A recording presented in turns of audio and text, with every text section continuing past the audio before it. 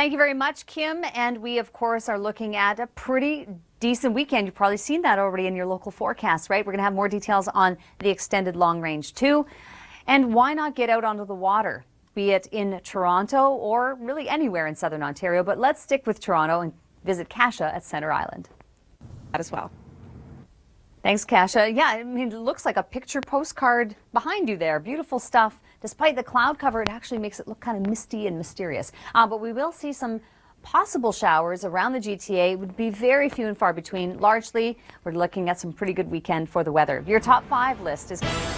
More top 5 lists are found online at theweathernetwork.com, and whether you're staying in the city of Toronto or really going up anywhere, maybe cottage country this weekend, the weather overall for the weekend looks pretty good. Let's take a look at our 24-hour forecast. We'll certainly be looking at maybe a few little showers, especially up toward Barrie. The computer models are showing a little bit more there, but largely it is high pressure for the weekend ahead. Now, having said that, this low is coming in by next week, and that's going to have an impact on your forecast.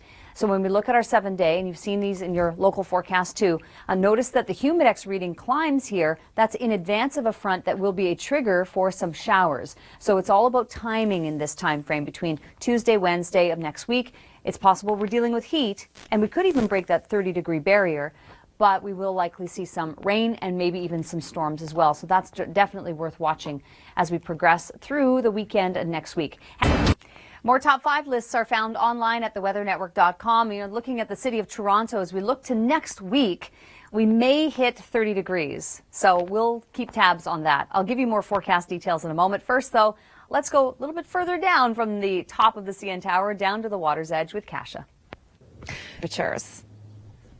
Thank you, Kasia. In the GTA today, we're not really expecting any thunderstorms, but we will be as we get to Cobourg, Kingston, and up toward Sudbury. That is the best zone. And also Windsor may see some thunderstorms today, too. So we have this unsettled pattern still kind of with us, but it's waning. And by the weekend, we have, for the most part, really great conditions Saturday and Sunday. We couldn't have said the same thing earlier this week. The computer models have changed the forecast a little bit. It just goes to show you how things can change in the matter of a couple to a few days. But now high pressure's in place. Now we just need to watch down into the southwest. May see some showers creeping in there to the Windsor area. So if your travel plans take you there. And then next week, that's when it gets interesting because we have the potential of heat, big time heat here, feeling like 37. That would be in advance of the low pressure system that will bring us some showers. That's why the icons are showing that. We need to be watchful for the potential for storms around this period.